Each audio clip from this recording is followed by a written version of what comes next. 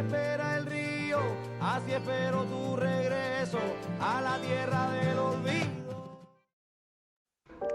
Ahora mismo que estamos tan familiarizados con el término crisis, suele olvidarse que hace ya mucho tiempo y desde presupuestos ecológicos veníamos hablando de otra crisis, la ambiental.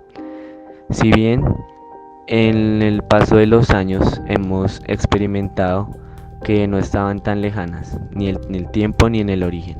El medio ambiente y sus alteraciones no son sino un indicador del modelo económico en el que vivimos hoy en día. Y es que la cuestión ambiental no se limita a una problemática ecológica, sino que remite a una crisis del conocimiento y de la racionalidad instrumental con la que la civilización occidental ha dominado la naturaleza y economizado el mundo moderno, así como las relaciones entre los procesos materiales y simbólicos que de ella derivan.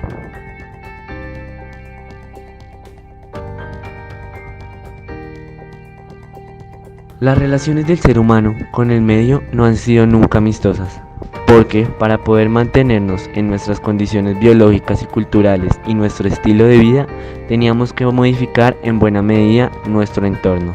Los límites generosos de nuestro planeta permitieron que durante mucho tiempo nuestros impactos fueran absorbidos y transformados por nuestros sumideros naturales, como lo es el mar, los suelos y la vegetación. Pero en algunos momentos de la historia comenzaron a acontecer problemas locales que, tras la revolución industrial, ampliarían su rango a regionales, encontrando así, por ejemplo, en 1852, el primer artículo científico sobre los efectos de las lluvias ácidas en las aguas y los suelos de Manchester. El modelo de vida del ser humano, a partir del siglo XVI, está cimentado en un modelo económico, cuya filosofía y estilo de vida están en ver a la ciencia y la técnica como la máxima herramienta del crecimiento humano. Este se convertirá o se entenderá como la sociedad industrializada, basada en un crecimiento y en un desarrollo ilimitado, dejando a su paso miles de daños al medio ambiente y a los seres que se encuentran en él.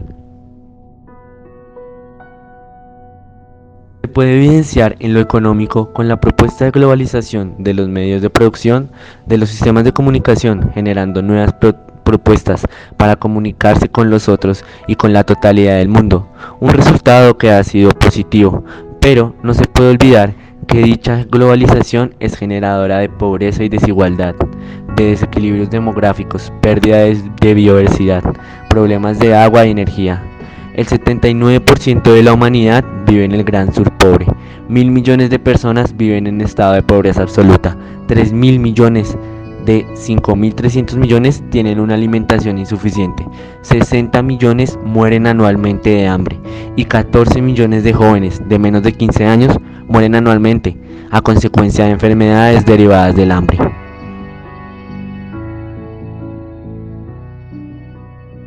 En cuanto a la ecotecnología, se intentan desarrollar técnicas y procedimientos que tienen como objeto preservar el medio ambiente o disminuir los efectos no deseados producidos por el tipo de desarrollo que hemos creado, efectos negativos sobre las poblaciones y sobre la naturaleza. Debemos asumir esa postura. Si ayuda a destruir el planeta, la ciencia tecnológica puede también ayudar a salvarlo y recuperarlo. Pero tiene sus límites, solo se atacan las consecuencias, no se desciende hasta la identificación de las causas de la depredación y agresión al conjunto de seres de la naturaleza. Por otro lado, tenemos la ecología mental. El estado del mundo va ligado al estado de nuestra mente. Si el mundo está enfermo, eso es síntoma de que nuestra psique también está enferma. Hay agresiones contra la naturaleza y voluntad de dominio porque dentro del ser humano funcionan visiones, arquetipos, emociones que conducen a exclusiones y a violencias. Existe una ecología interior, lo mismo que una ecología exterior, y se condicionan mutuamente. Así como la ecología mental y la ecotecnología, existen distintos tipos de ramas que tratan de explicar desde cierta perspectiva la interacción del ser humano con la naturaleza y cómo se ha venido llevando esta crisis de acuerdo a cada aspecto. La complejidad de los organismos vivos se manifiesta mediante la presencia del principio holográfico, el cual lo que plantea es que en las partes está presente el todo y el todo en las partes, así en cada célula.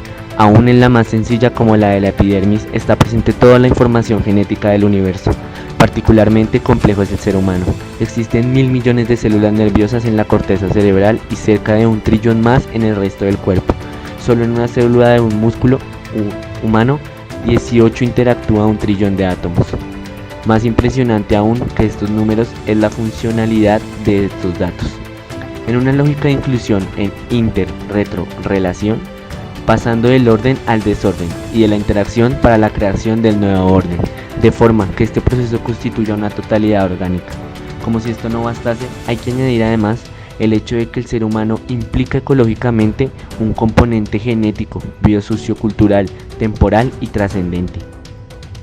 Volviendo al pasado, fue en este marco material y consumista en el que la demanda de recursos y energía crecía de forma exponencial, donde se comienza a generar la crisis ambiental. Ya en los años 90, algunos organismos como el Wonderful Institute o el Observatorio de la Sostenibilidad advirtieron que si todo el mundo consumiera a nuestro ritmo necesitaríamos 2 planetas adicionales para satisfacer nuestra voracidad. El Fondo Mundial para la Naturaleza confirmó esta apreciación 10 años más tarde, y es que, por primera vez, se estaban traspasando los límites del planeta, lo que distingue las actuaciones sostenibles de las que no lo son, los que, una vez superados, pueden conducir a situaciones de irreversibilidad y colapso. También con esto observamos igualmente cómo el número de los problemas ambientales aumenta, sin que los anteriores estén resueltos. La contaminación atmosférica termina con la vida de 2 millones de personas cada año en el mundo, 350.000 en Europa y 16.000 en España. Aparecen nuevas inquietudes como el riesgo químico, los alteradores hormonales, los campos electromagnéticos, los organismos genéticamente modificados o la contaminación de fondo, que permite que muchas sustancias entren y se acumulen en nuestros organismos. Todo esto empieza desde la injusta distribución de la riqueza en el mundo. Es cierto que desde los países empobrecidos y emergentes se someten daños ecológicos en aquellos por supervivencia y en estos por el deseo de acelerar un crecimiento económico que busca asemejarse, en muchos casos, a nuestro modelo despilfarrador de desarrollo. Sin embargo, los grandes impactos proceden de los países ricos, que, con su consumo y su demanda incesante de materias primas y energía, dañan vastas regiones del planeta y generan una clase de contaminación que no conoce fronteras. La respuesta social es igualmente importante. Estamos en el momento de la sociedad civil y los movimientos sociales, y es importante que esta voz se transmita, la voz de los ciudadanos integrados en organizaciones que vertebren la sociedad. Actualmente, la pertenencia a organismos y asociaciones es discreta, como consecuencia del contexto postmoderno que reduce la vida comunitaria a la esfera privada.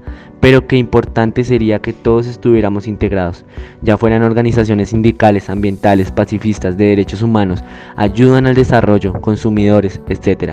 Así es como la sociedad civil se fortalece, como crecemos y desarrollamos nuestra dimensión colectiva, y como nos convertimos en interlocutores válidos frente al poder político y económico. En todos los casos es importante mantener un componente ético con las opciones elegidas, pues se toman no por moda, sino porque es necesario para el futuro del planeta y de sus habitantes. La solidaridad sigue siendo un valor imprescindible, puesto que los empobrecidos lo son, entre otras razones, por un comercio desigual que, desde el colonialismo, ha esquilmado sus recursos. Muchos de los países más pobres del planeta todavía poseen enormes riquezas naturales que, en un mundo más justo y equilibrado, podrán impulsarles hacia un aceptable nivel de bienestar.